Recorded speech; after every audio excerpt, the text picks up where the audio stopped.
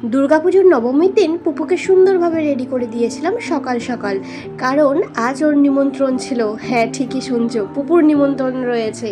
মানে ওর নিমন্ত্রণের পারপাসেই আমরা গিয়েছিলাম মেনলি। এই যে এনাদের দেখছো, ওনাদের আজকে নবরাত্রিতে 9টা কন্যাকে খাওয়ানোর একটা অনুষ্ঠান ছিল। তো সেখানেই পুপুকে নিয়ে যেতে প্রথমেই ওকে পা ধুইয়ে তারপরে আলতা পরিয়ে দেওয়া হয়েছিল। এই দেখো পুপু কেমন চুপটি করে বসে আছে, ও দেখছে আর ভাবছে কি হচ্ছে আমার সাথে এটা। আরও অনেক বাচ্চারা চলে এসেছে, তাদের সবারই হয়ে গিয়েছে, অর্থাৎ তারা রেডি হয়ে গিয়েছে। এইবার চলো এদেরকে সুন্দরভাবে বসিয়ে দেওয়া যাক। আর পুপু ভাবছে যে আমি কোথায় এসেছি। আর এই যে পুপু বসে পড়েছে, ওকেও প্লেট দেওয়া হয়ে গিয়েছে, এবার ওদেরকে খাওয়ানো হবে। আর খাওয়া শুরু হওয়ার আগে কিছু রিচুয়াল ছিল, তো সেগুলো এবার ধীরে ধীরে একটা একটা করে হচ্ছে। প্রথমেই বরণ করে নেওয়া হয়েছিল প্রদীপ জ্বালিয়ে, এরপরে ধুনো দিয়ে বরণ করা হয়েছিল।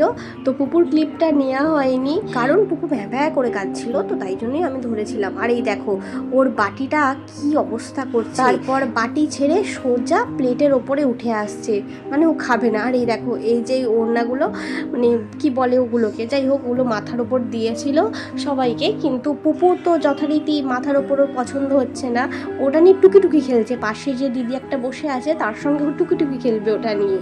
তারপরে সব আনন্দের পরে এবারে হচ্ছে খাওয়া দাওয়ার পর্ব শুরু হচ্ছে। আর পুপুকে খেতে দিয়েছে, কিন্তু পুপু হচ্ছে একা বসছিল না বলে আমি আবার ওকে কোলে করে নিয়ে বসেছিলাম। আর এই হচ্ছে খাওয়া দাওয়া। তো পুপু খেতে পারেনি, আর পুপুর বদলে পুপুর মা খেয়েছিল, আর অনেক গিফট দিয়েছিল, তো সেগুলো বাড়ি গিয়ে দেখাবো। দাঁড়াও, খাতা দিয়েছে লেখার জন্য, আর মানু হচ্ছে ইংলিশ খাতা পড়েছে ভাগে। আর একটা চলি যেটা মাথায় দিয়েছিল এরকমভাবে, বাট ও মাথায় রাখেনি, ওখানে ফেলে দিয়েছিল। খুব সুন্দর, খুব কিউট।